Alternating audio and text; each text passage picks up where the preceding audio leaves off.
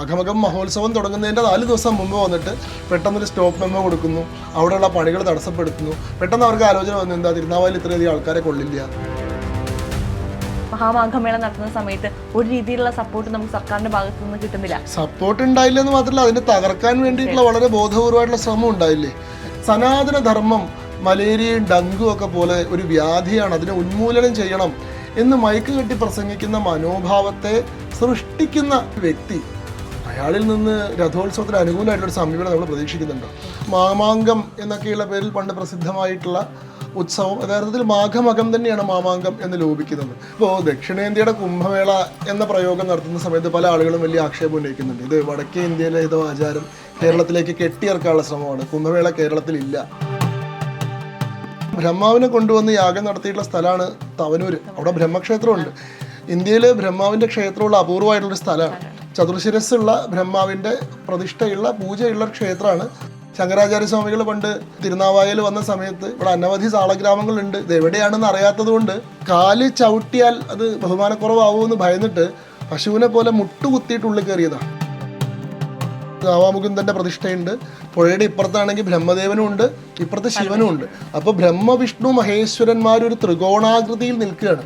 ഇതിന് നടുക്കുള്ള ഈ പുഴ എന്ന് പറയുന്നത് സാക്ഷാൽ ശ്രീചക്രമാണ് എന്നാണ് സങ്കല്പം. ദക്ഷിണേന്ത്യയിൽ നിന്ന് ഈ സപ്തനദീ പ്രവാഹത്തിൽ മുങ്ങിയിട്ട് വടക്കോട്ട് നിന്ന് തൊഴുതാൽ കൈലാസം വരെയുള്ള മുഴുവൻ ക്ഷേത്രങ്ങളിലും ദർശനം നടത്തിയതിന് തുല്യമാണ്.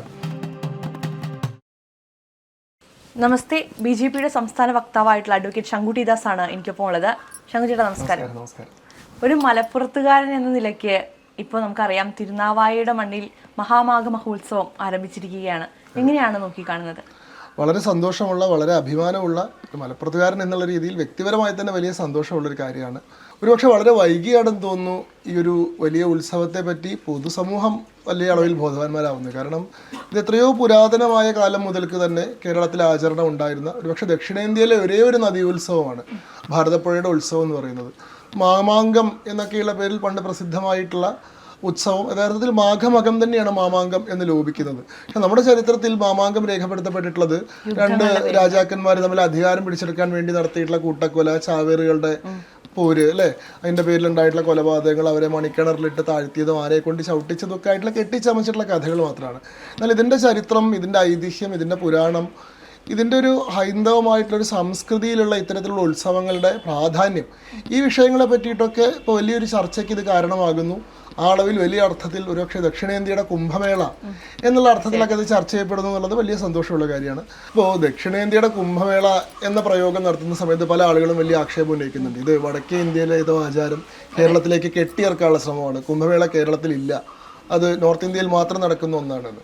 നമുക്ക് കുംഭമേള എന്ന പ്രയോഗം അവിടെ സൂചിപ്പിക്കുന്നത് ഈ ഉത്സവത്തിൻ്റെ പ്രാധാന്യത്തെ ആളുകൾക്ക് മനസ്സിലാക്കിക്കുന്നതിന് വേണ്ടിയിട്ടാണ്. ഇപ്പോൾ നമ്മൾ കൊട്ടിയൂരിനെ ദക്ഷിണ കാശി എന്ന് പറയാറുണ്ട്.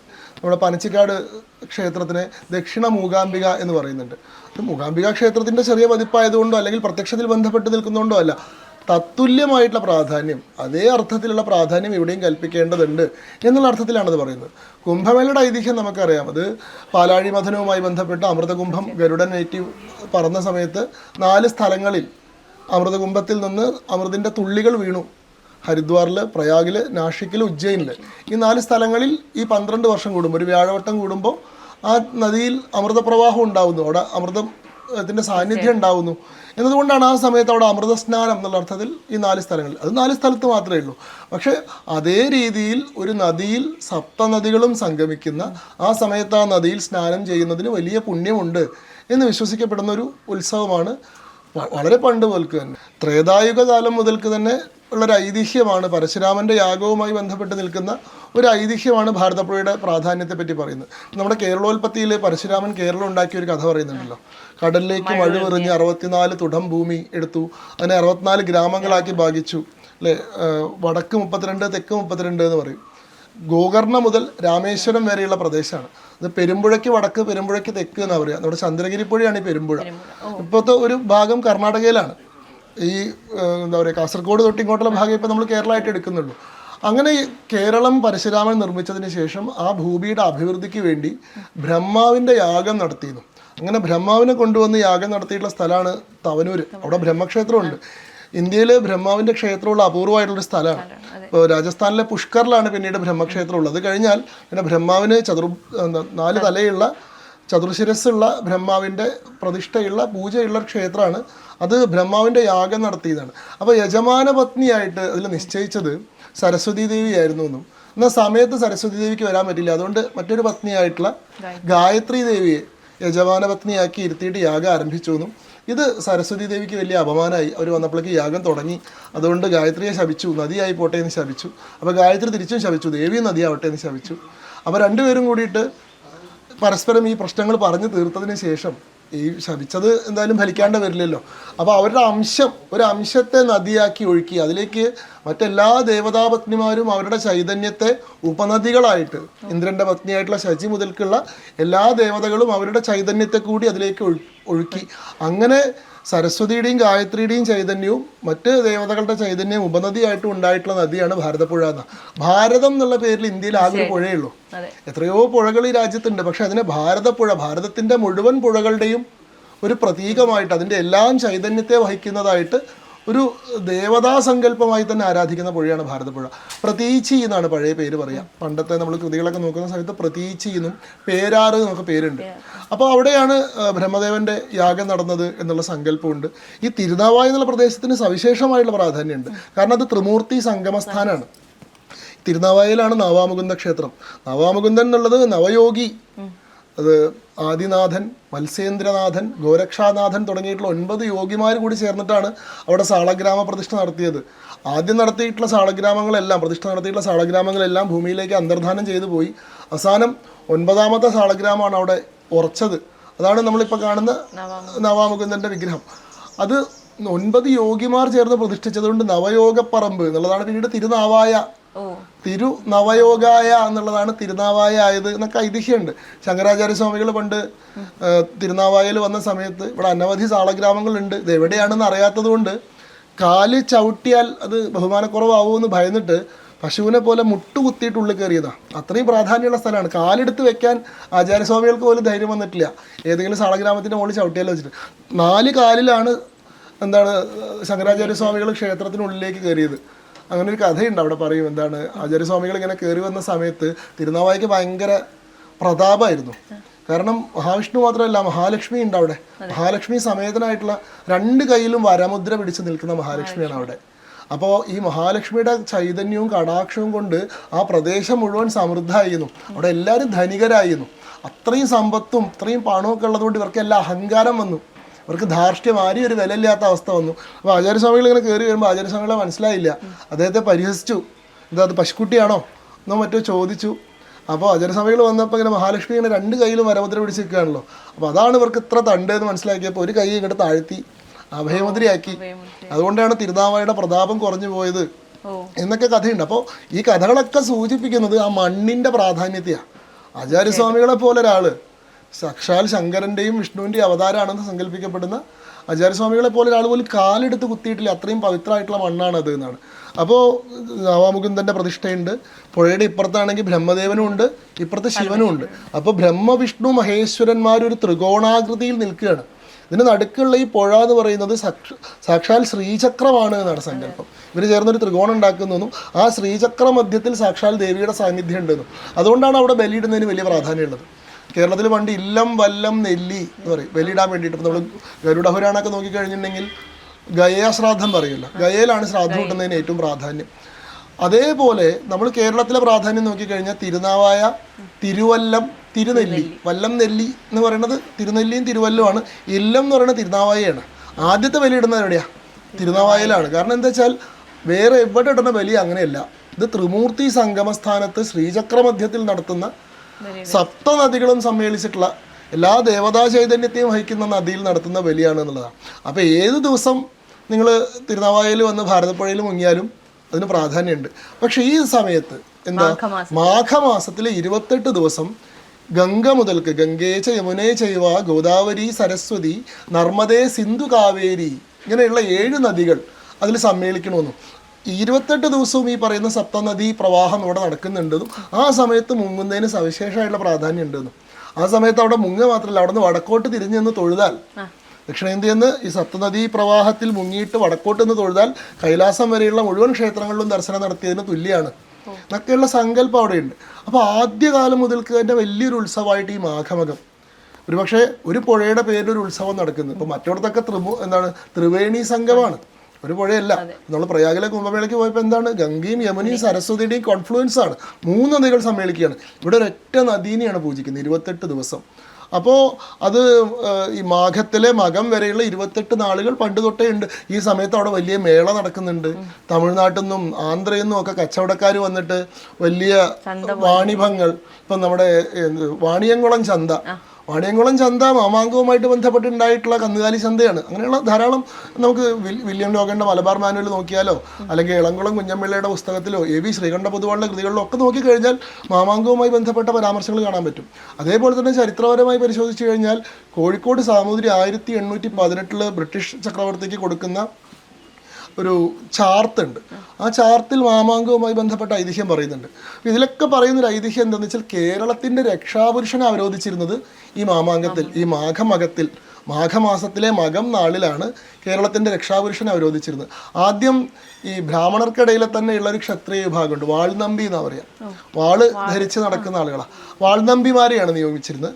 അവർക്ക് 3 വർഷവും പിന്നീട് 6 വർഷമായിരുന്നു അവർക്ക് ഒരാളെ നിയമിച്ചാൽ അയാളുടെ ചുമതല. പിന്നീട് ഈ പെരുമാക്കന്മാരുടെ ഭരണം വന്നപ്പോൾ, പെരുമാൾ ഭരണം വന്നപ്പോഴാണ് ഈ വാൾനമ്പി ഭരണം അവസാനിക്കുന്നത്. പെരുമാളിന് 12 വർഷമായിരുന്നു ചുമതല. ഒരിക്കലും 12 വർഷം കൂടുമ്പോൾ നടക്കുന്നത്. ഒരു വ്യാഴവട്ടത്തിൽ ഒരിക്കലാണ് നടക്കുക. കുംഭമേളയും 12 വർഷത്തിൽ ഒരിക്കലാണ് നടക്കുക. അത് അർദ്ധകുംഭമാണെങ്കിൽ 6 വർഷത്തിലൊരിക്കലും, പൂർണ്ണകുംഭമാണെങ്കിൽ 12 വർഷത്തിലൊരിക്കലും, മഹാകുംഭമാണെങ്കിൽ 12 പൂർണ്ണകുംഭങ്ങളാണ്, 144 വർഷത്തിലൊരിക്കലോ. ഇത്തവണ നടന്നത് 144 കൊല്ലം തികയുന്ന മഹാകുംഭമാണ്. ഇവിടെ 12 വർഷത്തിലൊരിക്കലാണ്. 12 വർഷമാണ് ഈ കേരളത്തിൻ്റെ രക്ഷാപുരുഷനായിട്ടുള്ള പെരുമാളുടെ സ്ഥാനം. അങ്ങനെയുള്ള പെരുമാക്കന്മാർ പിന്നീട് ഈ ഉത്സവം വളരെ ഗംഭീരമായിട്ട് ആഘോഷിച്ചിരുന്നു, ആചരിച്ചിരുന്നു. അതിൻ്റെ ഭാഗമായിട്ട് ഗംഗാരതിക്ക് സമാനമായിട്ടുള്ള നീളാരതി, ഭാരതപ്പുഴയ്ക്കുള്ള ആരതിയുണ്ട്. അവിടെ ശ്രീചക്ര പൂജയുണ്ട്, ശ്രീചക്രത്തിൻ്റെ സങ്കല്പം ഉണ്ടല്ലോ. അതേപോലെ തന്നെ അവിടെ മറ്റ് സവിശേഷമായിട്ടുള്ള യാഗങ്ങളും പൂജകളും അന്നദാനവും വ്യാപാരമേളയും ഒക്കെ അവിടെ നടന്നിട്ടുണ്ടായിരുന്നു. അതിനുശേഷം പിന്നീട് ഏറ്റവും അവസാനത്തെ പെരുമാൾ എനിക്ക് തോന്നുന്നു കൊച്ചി രാജവംശത്തിലെ രാമവർമ്മ, തൃപ്പൂണിത്തുറ ആസ്ഥാനമായി ഭരിച്ചിരുന്ന രാമവർമ്മയാണ് ഏറ്റവും അവസാനത്തെ പെരുമാൾ. ഈ പെരുമാളുടെ ഭരണശേഷം ഇദ്ദേഹം സന്യാസം സ്വീകരിച്ചു. സുന്ദരമൂർത്തി സ്വാമികൾ എന്ന പേര് സ്വീകരിച്ചിട്ട് അദ്ദേഹം കൈലാസത്തിലേക്ക് പോയി. അതിനുശേഷം ഒരു വാക്വം ഉണ്ടായി, അടുത്തത് ആര് എന്ന്. ഈ സമയത്ത് വള്ളുവക്കോനാതിരിയുടെ നേതൃത്വത്തിലുള്ള പട, വള്ളുവനാട് ആസ്ഥാനമാക്കി ഭരിച്ചിരുന്ന വള്ളുവക്കോനാതിരിയുടെ പട ഇത് പിടിച്ചെടുത്തു. ഈ മാമാങ്കം നടത്താൻ, മാഘമകം നടത്താനുള്ള അവകാശം ഒരു എന്താ പറയുക, നമ്മുടെ തിരുമലശ്ശേരി ആസ്ഥാനമായിട്ടുള്ള ഛാത്തിര ബ്രാഹ്മണ സംഘം എന്നൊക്കെ പറയുന്ന ആയുധധാരികളായിട്ടുള്ള ബ്രാഹ്മണരിലെ ക്ഷത്രിയരുണ്ട്. അവരുടെ സംഘത്തെ കൊണ്ട് യുദ്ധം നടത്തി. അത് എനിക്ക് തോന്നുന്നു സാമൂതിരിയുടെ കഥയിലാണ് അത്, ഈ തിരുമലശ്ശേരിക്കാരെ കൊണ്ട് പിടിച്ചെടുത്ത കഥ. ആദ്യം വള്ളുവക്കോനാതിരി ഇത് പിടിച്ചെടുക്കുന്നു. ഏതാണ്ട് 88 മാമാങ്കങ്ങൾ, 1000 വർഷത്തിനിടയിൽ 88 മാമാങ്കങ്ങൾ വള്ളുവക്കോനാതിരിയുടെ നേതൃത്വത്തിൽ നടന്നിട്ടുണ്ട്. അതിനുശേഷം ഇത് വള്ളുവക്കോനാതിരിയിൽ നിന്ന് ഇത് പിടിച്ചെടുക്കണം എന്നുള്ളത് സാമൂതിരിയുടെ ഒരു അഭിമാന പ്രശ്നമായി. കാരണം ഇദ്ദേഹം വന്നോട് കൂടിയിട്ട് ഈ 12 വർഷത്തിലൊരിക്കലും മാറിക്കൊടുക്കുക എന്നുള്ള സംഭവം ഇല്ലാണ്ട് ഇദ്ദേഹം പിന്നെ സ്ഥിരമായിട്ട് രക്ഷാപുരുഷൻ, കേരളത്തിൻ്റെ ചുമതല എടുക്കുന്നത്. രക്ഷാപുരുഷൻ എന്ന് പറഞ്ഞാൽ അന്നത്തെ നമ്മൾ ഈ കാണുന്ന കേരളം എന്ന് പറയുന്ന ആ പ്രദേശമുള്ള ഗോകർണം മുതൽ രാമേശ്വരം വരെ നീണ്ടു നിൽക്കുന്ന മുഴുവൻ പ്രദേശത്തിൻ്റെയും അധിപതിയായിട്ടുള്ള ഒരാളാണ്. അദ്ദേഹത്തിൻ്റെ വാക്കിന് എതിർവാക്കില്ലാത്തൊരവസ്ഥയാണ്. അപ്പോൾ ആ സ്ഥാനം തനിക്ക് വേണം എന്നുള്ള, തിരുവളയനാടിൻ്റെ കഥ പറയുമല്ലോ, എന്താ വെച്ചാൽ തിരുമാന്ധാംകുന്നാണ് വള്ളുവക്കോനാതിരിയുടെ പരദേവത. ഈ തിരുമാന്ധാംകുന്നിൽ അമ്മേനെ ഭജിച്ചിട്ടാണ് വള്ളുവക്കോനാതിരിയുടെ സൈന്യം വരിക. അപ്പോൾ ഈ അമ്മയുടെ അനുഗ്രഹം കൊണ്ടാണ്, അമ്മയുടെ കാവൽ കൊണ്ടാണ് ഇവരെ തോൽപ്പിക്കാൻ പറ്റാത്തത് എന്ന് വിചാരിച്ച് അവസാനം കോഴിക്കോട് സാമൂതിരി ഒരു താപസൻ്റെ വേഷം, ഒരു വൃദ്ധനായിട്ടുള്ള സന്യാസിയുടെ വേഷം കെട്ടി 41 ദിവസം തിരുമാന്ധാംകുന്നിൽ പോയിട്ട് ഭജന ഇരുന്നു. എങ്ങനെയെങ്കിലും മാമാങ്കം നടത്താനുള്ളൊരു അവകാശം എനിക്ക് തരണം, വള്ളുവക്കോനാതിരിനെ തോൽപ്പിക്കാനുള്ളൊരു ശക്തി എനിക്ക് തരണം എന്ന് പറഞ്ഞു. അപ്പോഴേക്കും 88 മാഘമകമൊക്കെ നടത്തി 1000 കൊല്ലത്തോളം ഭരിക്കുമ്പോൾ വള്ളുവക്കോനാതിരിക്കും കുറച്ച് തണ്ടു വന്നു. അപ്പോൾ പരദേവതേനെ വേണ്ടത്ര ബഹുമാനിക്കാണ്ടേ ഒക്കെ തൻ്റെ ബലം കൊണ്ടാണ്, അല്ലാണ്ട് ദേവിയുടെ അനുഗ്രഹം കൊണ്ടാണെന്നുള്ള കാര്യം മറന്നു, അങ്ങോട്ടുള്ള ശ്രദ്ധ കുറഞ്ഞു. ആ സമയത്ത് സാമൂതിരി അവിടെ പോയിട്ട് അമ്മേനെ ഉപാസിച്ച് 41 ദിവസം അവിടെ ഭജന ഇരുന്നു. അവസാനം സംപ്രീതിയായിട്ടുള്ള ഭഗവതി ഒരു വള എറിഞ്ഞു കൊടുത്തു എന്നാ, കയ്യിലുണ്ടായിരുന്ന വള ഊരി എറിഞ്ഞു കൊടുത്തു. ആ വള ചെന്ന് വീണ സ്ഥലമാണ് തിരുവളയനാട്. ആ തിരുവളയനാട് ക്ഷേത്രം പ്രതിഷ്ഠ നടത്തിയിട്ട് അവിടെ പൂജ നടത്തിയിട്ടാണ് സാമൂതിരി ഭരണം പിടിച്ചെടുക്കുന്നത്. പിന്നെ സാമൂതിരി അങ്ങനെ ഏതാണ്ട് 12-14 മാമാങ്കങ്ങൾ നടത്തിയിട്ടുണ്ട്. പിന്നീടാണ് 1866 അവസാനത്തെ മാമാങ്കം നടക്കുന്നത്. പിന്നീട് ഇത് വള്ളുവക്കോനാദിയുടെ നേതൃത്വത്തിൽ ചാവേർ പടയാളികൾ വരാൻ തുടങ്ങി. തിരുമാണ്ടാങ്കുന്നിൽ ഭജന ഇരുന്നിട്ട് ഈ സാമൂതിരിനെ തോൽപ്പിക്കാൻ വേണ്ടി സാമൂതിരി നിലപാട് തറയിൽ കയറി നിന്നിട്ട് വാളുയർത്തിയിട്ട് പറ്റുന്നവർക്ക് പിടിച്ചെടുക്കാമെന്ന് പ്രഖ്യാപിക്കുമല്ലോ. ആ സമയത്ത് വരുന്നൊരു സംഭവം തുടങ്ങി, കൂട്ടക്കൊലകളുടെ ഒരു ചരിത്രം ആരംഭിച്ചു. അങ്ങനെ അവസാനം അത് അവസാനിപ്പിക്കുന്ന ഒരു അവസ്ഥയുണ്ട് 1866. പക്ഷേ ഇത് അടിസ്ഥാനപരമായിട്ട് ഇതിലെ യുദ്ധവും ഈ ചാവേറും കൊലപാതകവും ഒക്കെ അതിൻ്റെ അവസാന ഘട്ടത്തിൽ വരുന്നതാണ്. ഇതൊക്കെ ഇതിൻ്റെ ആഫ്റ്റർ എഫക്റ്റ് മാത്രമാണ്. ഇതല്ല ഇത് അവിടുത്തെ യഥാർത്ഥത്തിലുള്ള ആഘോഷം. പക്ഷേ ഈ ആഘോഷങ്ങൾ അല്ലെങ്കിൽ ഈ യുദ്ധവും അല്ലെങ്കിൽ അവിടെ നടന്ന മരണങ്ങളും ക്രൂരതകളുമാണ് നമ്മളെ പഠിപ്പിച്ചത്. നമ്മളത് മാത്രമേ പഠിച്ചിട്ടുള്ളൂ. നമ്മളവിടെ നടന്നിട്ടുള്ള ഉത്സവം എന്തായിരുന്നു, എന്താണ് ഈ മാഘമകം, എന്തിനാണ് ഈ 12 വർഷം കൂടുമ്പോൾ അവിടെ ഒത്തുകൂടിയിരുന്നത്, എന്താണ് ആ പ്രദേശം, എന്തുകൊണ്ട് കേരളത്തിൽ മറ്റു സ്ഥലമൊന്നും ഇല്ലാണ്ട് തിരുനാവായിൽ തന്നെ എല്ലാവരും ഒത്തുകൂടിയത്, തുടങ്ങിയിട്ടുള്ള കാര്യങ്ങളൊന്നും നമ്മുടെ ചരിത്രത്തിൽ രേഖപ്പെടുത്തപ്പെട്ടിട്ടില്ല, അല്ലെങ്കിൽ ബോധപൂർവ്വം അതൊക്കെ മായ്ച്ചു കളയപ്പെടുകയും ചെയ്തു. പിന്നീട് എനിക്ക് തോന്നുന്നു 2016 തിരൂർ ദിനേശ് എന്ന് പറയുന്ന ഒരു നമ്മുടെ മലപ്പുറം ജില്ലയിൽ തന്നെ തിരൂരിൽ നിന്നുള്ള ഒരു വലിയ പണ്ഡിതൻ, കേരളത്തിലെ തകർക്കപ്പെട്ട ക്ഷേത്രങ്ങളൊക്കെ പറ്റി പഠനം നടത്തിയിട്ടുള്ള ഒരാളാണ്. അദ്ദേഹമാണ് ഈ മാമാങ്കത്തിൻ്റെ ഐതിഹ്യവും പുരാവൃത്തവും ഒക്കെ വീണ്ടെടുക്കുന്നതും 2016 വീണ്ടും തിരുനാവായ ആസ്ഥാനമായിട്ട് മാമാങ്കം രണ്ടാമത് പുനരാരംഭിക്കുന്നത്. പിന്നീട് അത് 2018 ആയപ്പോഴേക്കും അമൃതാനന്ദമയി മഠത്തിൻ്റെയൊക്കെ നേതൃത്വത്തിൽ വലിയൊരു ആചരണമൊക്കെ അതുമായി ബന്ധപ്പെട്ടുണ്ടാവാൻ തുടങ്ങി. പിന്നീട് അതിനൊരു സംഘടനാ രൂപം വന്നു. ഇപ്പോൾ വളരെ ഭംഗിയായിട്ട് കുറേ വർഷങ്ങളായിട്ട് ഈ 2025 വരെയുള്ള വർഷങ്ങളിൽ വളരെ ഭംഗിയായി നടക്കുന്നുണ്ട്. ഈ വർഷം കഴിഞ്ഞ വർഷം പ്രയാഗിൽ കുംഭമേള നടന്നു. പ്രയാഗിലെ കുംഭമേളയിൽ കേരളത്തിന് തന്നെ അഭിമാനമായിക്കൊണ്ട് നമ്മുടെ മലയാളിയായിട്ടുള്ള സ്വാമി ആനന്ദവനം ഭാരതി, ഇന്ത്യയിലെ തന്നെ ഏറ്റവും വലിയ സന്യാസ സംഘമായിട്ടുള്ള ജുനാഖാഡയുടെ മഹാമണ്ഡലേശ്വറായി ചുമതലയേറ്റു. അപ്പോൾ അദ്ദേഹം സ്വാഭാവികമായിട്ട് അദ്ദേഹത്തിൻ്റെ ഒരു നിയോഗമായിട്ട് അദ്ദേഹം കണക്കാക്കുന്നുണ്ടാവാം. കാരണം വലിയൊരു പാരമ്പര്യമുള്ള വലിയൊരു പൈതൃകമുള്ള പ്രദേശമാണ് മലപ്പുറം ജില്ല. മലപ്പുറം ജില്ല എന്ന് പറഞ്ഞു കഴിഞ്ഞാൽ നമ്മുടെ മനസ്സിൽ ഇപ്പോഴും ഒരു ന്യൂനപക്ഷ മതത്തിന്റെ ജില്ലയാണ്, മുസ്ലിം ജില്ലയാണെന്നാണ് സങ്കല്പം. അത് മലപ്പുറം ജില്ലയെ എതിർക്കുന്നവർ മാത്രമല്ല, മലപ്പുറം ജില്ലയുടെ വലിയ അതിനെ പിന്തുണയ്ക്കുന്നവരും അതിന്റെ വലിയ വാഴ്ത്തുപാട്ടുകാരുമായിട്ടുള്ള ആളുകളും അങ്ങനെ അതിനെ കാണുന്നത്. അതുകൊണ്ടാണ് മലപ്പുറത്തിനെ പറ്റി പറയുമ്പോൾ മുസ്ലിങ്ങളെ പറഞ്ഞു എന്ന് പറയുന്നത്.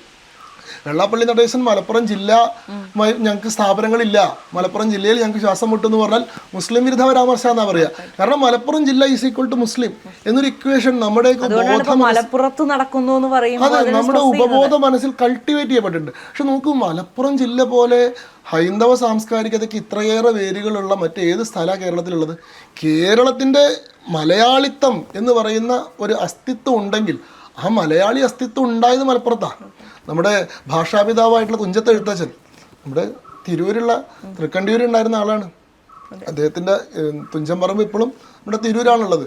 അദ്ദേഹമാണ് ഭാരതപ്പുഴയെ, പരമേശ്വരത്തിയുടെ കൃതി ഉണ്ടല്ലോ, നമ്മുടെ ഒരു ഗണഗീതമുണ്ട്, അതിൽ പറയുന്നുണ്ടല്ലോ, ഭാരതപ്പുഴ രാമകഥയാൽ സരയുവാക്കിയ തൂലിക എന്നാണ്. കാരണം എന്താണോ വാത്മീകി രാമൻ്റെ കഥ എഴുതിയപ്പോൾ സംഭവിക്കുന്നത്, സരയൂ നദിക്ക് ഉണ്ടായിട്ടുള്ള പ്രാധാന്യം എന്താണ്, അതുതന്നെയാണ് തുഞ്ചത്തെഴുത്തച്ഛൻ ആ രാമായണത്തിനെ മലയാളത്തിലേക്ക് കിളിപ്പാട്ടാക്കിയപ്പോൾ അക്ഷരാർത്ഥത്തിൽ ഭാരതപ്പുഴയാണ് സരയുവിൻ്റെ സ്ഥാനത്ത് വന്നത്. അപ്പോൾ തുഞ്ചത്തെഴുത്തച്ഛൻ പിന്നീട് രാമാനന്ദ സ്വാമികളായപ്പോൾ ഭാരതപ്പുഴ മറ്റൊരു സരയൂ നദിയായി മാറി. അങ്ങനെ അത്രയും പ്രാധാന്യമുണ്ട്. ഭാരതപ്പുഴ എന്ന് പറയുന്നത് ഈ സംസ്കൃതിയുടെ ഏറ്റവും അടിസ്ഥാനമാണ്. ഭാരതപ്പുഴയുടെ കരയിലാണ് ഈ മലയാളി സംസ്കാരം ഉണ്ടാവുന്നത്. എഴുത്തച്ഛൻ മാത്രമല്ല, പൂന്താനം, നമ്മുടെ ജ്ഞാനപ്പാന എഴുതുന്ന പൂന്താനം മലപ്പുറം ജില്ലക്കാരനാണ്. നമുക്ക് കേരളത്തിലെ ബെസ്റ്റ് സെല്ലർ, ഇപ്പോൾ പല സാഹിത്യകാരന്മാരും അവകാശപ്പെടാറുണ്ടല്ലോ എൻ്റെ കൃതി ബെസ്റ്റ് സെല്ലറായി, ഈ വർഷത്തെ ബെസ്റ്റ് സെല്ലർ എൻ്റെ കവിതയെന്നൊക്കെ. കേരളത്തിൽ 2 ബെസ്റ്റ് സെല്ലറേ ഉള്ളൂ എല്ലാ കൊല്ലവും. ആദ്യത്തെ ബെസ്റ്റ് സെല്ലർ എന്താണ്? രാമായണം, ആധ്യാത്മരാമായണം കിളിപ്പാട്ട്. രണ്ടാമത്തെ ജ്ഞാനപ്പാന. ഓരോ വർഷവും 1-2 ലക്ഷം കോപ്പികൾ ഓരോ രാമായണ മാസാചരണവുമായി ബന്ധപ്പെട്ടിട്ടും ഓരോ വർഷവും എല്ലാ പ്രമുഖ പ്രസാധന സ്ഥാപനങ്ങളും രാമായണം അച്ചടിക്കുന്നുണ്ട്. ഈ പറയുന്ന പുരോഗമന, മതേതര, മാനവിക മൂല്യങ്ങൾ പറയുന്നവരൊക്കെ രാമായണ മാസമായി കഴിഞ്ഞിട്ടുണ്ടെങ്കിൽ മട്ടുമാറും. അപ്പോൾ ഇതാ ഭക്തിയുടെ ആനന്ദം നിങ്ങളുടെ വീടുകളിലേക്ക് എത്തിക്കാൻ ഇതാ ഞങ്ങളുടെ ഞങ്ങളുടെ ആധ്യാത്മരാമായണം തന്നെ വായിക്കണം, മാതൃഭൂമി തന്നെ വായിക്കണം, അത് വായിച്ചാലേ പറ്റുള്ളൂ, അല്ല മനോരമ തന്നെ വായിക്കണം അതുകൊണ്ട് ഇവരൊക്കെ ഇറങ്ങും. കാരണം എന്താ, അത്രയും ആൾക്കാർ അത് വായിക്കുന്നുണ്ട് ഓരോ വർഷവും. ജ്ഞാനപ്പാനയാണ് രണ്ടാമത് ഏറ്റവും കൂടുതൽ ആൾക്കാർ വായിക്കുന്ന കൃതി. ഇത് രണ്ടും മലയാളത്തിലെ 2 ബെസ്റ്റ് സെല്ലർ ഉണ്ടായത് ഈ മലപ്പുറം ജില്ലയിൽ ഭാരതപ്പുഴയുടെ കരയെന്നാണ്. എഴുത്തച്ഛനാവട്ടെ പൂന്താനാവട്ടെ. മേൽപ്പത്തൂർ നാരായണ ഭട്ടതിരിപ്പാട്, മേൽപ്പത്തൂർ ഇല്ലം മലപ്പുറം ജില്ലയിലാണ്. മേൽപ്പത്തൂരിൻ്റെ ഗുരുനാഥൻ എന്ന് പറഞ്ഞ അച്യുത പിഷാരടി, നമ്മുടെ സംഘഗ്രാമം മാധവൻ എന്ന് പറയില്ലേ, ഇപ്പൊ ഗണിതശാസ്ത്രത്തിൽ ലോകത്തിലെ തന്നെ ഏറ്റവും വലിയ സംഭാവനകളൊക്കെ ചെയ്തിട്ടുള്ള ആളുകളുടെ കൂട്ടത്തിൽ ഗണിക്കപ്പെടുന്ന ആളാണ് സംഘഗ്രാമം മാധവൻ. സംഘഗ്രാമം മാധവന്റെ പരമ്പരയിൽ വരുന്ന വലിയ പണ്ഡിതനാണ് അച്യുത പിഷാരടി. അച്യുത പിഷാരടി നമ്മുടെ മലപ്പുറം ജില്ലയിലെ തൃക്കണ്ടിയൂർ പ്രദേശത്തുണ്ടായിരുന്ന ആളാണ്. അങ്ങനെ നോക്കിക്കഴിഞ്ഞാൽ കേരളത്തിൻ്റെ ഈ മലയാളി സാംസ്കാരികതയുടെ ഹൈന്ദവ പാരമ്പര്യത്തിൻ്റെ ഏറ്റവും പ്രധാനമായിട്ടുള്ളൊരു കേന്ദ്രം. സാഹിത്യകാരന്മാർ അനവധി, പഴയ പ്രാചീന കൃതികൾ നോക്കിക്കഴിഞ്ഞാൽ അക്കിത്തം സാങ്കേതികമായി നോക്കിക്കഴിഞ്ഞാൽ പാലക്കാട് ജില്ലയിലായിരിക്കും വരിക. അതിർത്തിയാണ്, ബോർഡറാണിത്. നമ്മുടെ കുറ്റിപ്പുറം അങ്ങോട്ട് കഴിഞ്ഞാൽ പാലക്കാട് ജില്ല തുടങ്ങി. ഈ മലപ്പുറം ജില്ല പിന്നീട് ഉണ്ടാക്കിയതല്ലേ, 1969 ഉണ്ടാക്കിയല്ലോ. അതുപോലെ മലപ്പുറം ജില്ല എന്നൊരു പ്രദേശം നമുക്കില്ലല്ലോ. അത് അന്നത്തെ ഒരു പൊളിറ്റിക്കൽ ആവശ്യമായിട്ട് ഉണ്ടാക്കിയുള്ള ഒരു ജില്ലയാണ്. പഴയ ഈ പ്രദേശമാണ് ഇതൊക്കെ. പൊന്നാനി എന്ന് പറയുന്ന പ്രദേശം ഭാരതപ്പുഴയുടെ 2 കരയിലുമായിട്ട് കിടക്കുന്ന, അങ്ങനെ നോക്കിക്കഴിഞ്ഞാൽ എം.ടിയും പൊന്നാനിക്കാരനാണെന്ന് വേണമെങ്കിൽ നമുക്ക് അവകാശപ്പെടാം. ഇനി ക്ഷേത്രങ്ങൾ നോക്കൂ. കേരളത്തിലെ തന്നെ ഏറ്റവും പ്രധാനമായിട്ടുള്ള ക്ഷേത്രങ്ങളിലെ വലിയൊരു ഭാഗം മലപ്പുറം ജില്ലയിലാണുള്ളത്. കാടാമ്പുഴ ഭഗവതി ക്ഷേത്രം, തിരുമാന്താംകുന്ന് ക്ഷേത്രം, അതേപോലെ തന്നെ ഹനുമാൻകാവ്, തൃക്കണ്ടിയൂര്, തുപ്രങ്ങോട്, തിരുനാവായ, ചന്ദനക്കാവ്, അങ്ങനെ എത്രയേറെ ക്ഷേത്രങ്ങൾ. അപ്പോൾ ഇത്രയും വലിയൊരു ഹൈന്ദവമായിട്ടുള്ള പാരമ്പര്യമുള്ളൊരു സ്ഥലമാണ് മലപ്പുറം. അങ്ങനെയുള്ള മലപ്പുറം ജില്ല ഹിന്ദുക്കൾക്ക് യാതൊരു അടിത്തറയില്ലാത്ത എന്തോ ഒരു മുസ്ലിം ജില്ലയാണ് എന്നൊക്കെയുള്ള തരത്തിൽ എങ്ങനെയാണ് പ്രചരണം ഉണ്ടാകുന്നത്? ബോധപൂർവ്വം നരേറ്റീവ് ബിൽഡിംഗ് ആയിട്ടാണ് അത് മനസ്സിലാക്കുന്നത്. അപ്പോൾ അങ്ങനെ ഇരിക്കുന്ന സമയത്ത് ആ മലപ്പുറം ജില്ലയുടെ തനതായിട്ടുള്ള സ്വത്വത്തെ വീണ്ടെടുക്കുന്നത്, അതിൻ്റെ സാംസ്കാരികമായിട്ടുള്ള വേരെന്താണെന്ന് അന്വേഷിച്ചിറങ്ങുന്നത്, ആ മലപ്പുറം ജില്ലയിൽ നഷ്ടപ്പെട്ടിട്ടുള്ള ഇത്തരത്തിലുള്ള ഹൈന്ദവമായിട്ടുള്ള ആചരണങ്ങളും ഉത്സവങ്ങളും ഒക്കെ റീക്ലെയിം ചെയ്യുന്നത്, തിരിച്ചു പിടിക്കുന്നത്, അത് വലിയൊരു സിവിലൈസേഷണലായിട്ടുള്ള ഒരു ബാറ്റിലാണ്. ഒരു സാംസ്കാരികമായിട്ടുള്ള ഒരു വലിയ പ്രതിരോധമാണ്. അത് ഒരു സന്യാസി സമൂഹത്തിൻ്റെ ബാധ്യത തന്നെയാണ്. സന്യാസി സമൂഹത്തിൻ്റെ ഉത്തരവാദിത്തം ധർമ്മത്തിന് ഗ്ലാനി ഉണ്ടാകുന്ന സമയത്ത് ധർമ്മത്തെ ഉദ്ധാനം ചെയ്യാൻ വേണ്ടിയിട്ട് പ്രവർത്തിക്കുക എന്ന് തന്നെയാണ്. അതിനു വേണ്ടിയിട്ടാണ് ആചാര്യസ്വാമികൾ ദശനാമി സമ്പ്രദായവും അതിനു വേണ്ടിയിട്ട് അഖാഡകളും ഒക്കെ ഉണ്ടാക്കിയിട്ടുള്ളത്. അപ്പോൾ ജുനാഖാഡയുടെ മഹാമണ്ഡലേശ്വരമായിട്ടൊരു മലയാളി സന്യാസി വരുമ്പോൾ, നമ്മുടെ ആനന്ദവനം ഭാരതിയെ പോലെയുള്ളൊരു ഒരു തപസ്വി വരുന്ന സമയത്ത് അദ്ദേഹത്തിന് ഈ ഒരു കാര്യത്തിൽ ശ്രദ്ധയുണ്ടായി. അദ്ദേഹത്തിൻ്റെ നേതൃത്വത്തിൽ ഇത്തവണ അത് കഴിഞ്ഞ തവണ എങ്ങനെയാണോ പ്രയാഗിൽ കുംഭമേള നടന്നത് അതിന് സമാനമായിട്ട്. അപ്പോൾ കുംഭമേള എന്നുള്ള ശബ്ദം അതിൻ്റെ പ്രാധാന്യത്തെ സൂചിപ്പിക്കാനാണ് പറയുന്നത്. അല്ലാണ്ട് ഇവിടെയും ഗരുഡൻ്റെ കുംഭത്തിൽ നിന്നൊരു തുള്ളി ഭാരതപ്പുഴയിൽ വീണിട്ടുണ്ടെന്നൊരു അവകാശവാദമൊന്നും ഇപ്പോൾ ആരും നടത്തുന്നില്ല. ഇത് കുംഭമേളയാണെന്നും പറയുന്നില്ല. പക്ഷേ എന്താണോ കുംഭമേളയുടെ പ്രാധാന്യം, ആ സമയത്ത് അവിടെ പോയി അമൃതസ്നാനം നടത്തി കഴിഞ്ഞാൽ എന്താണോ നിങ്ങൾക്ക് ഉണ്ടാകുന്ന പുണ്യം, അതിന് സമാനമോ അതിന് മേലെയോ, ഒട്ടും താഴെയല്ല എന്ന് ഉറപ്പാണ്, അതിന് സമാനമോ അതിന് മേലെയോ ആയിട്ടുള്ള പുണ്യം ഈ സമയത്ത് ഈ 28 ദിവസങ്ങളിൽ ഭാരതപ്പുഴയിൽ വന്ന് സ്നാനം നടത്തിയാൽ ഉണ്ടാവും എന്നുള്ളതാണ് ഇതിൻ്റെ സങ്കല്പം. തീർച്ചയായിട്ടും നമുക്കറിയാം, ഇപ്പൊ അങ്ങ് പറഞ്ഞതുപോലെ ഇത്രത്തോളം ആധ്യാത്മിക പ്രാധാന്യം ഇപ്പൊ മഹാമാഘമേളയ്ക്ക് ഉണ്ട്.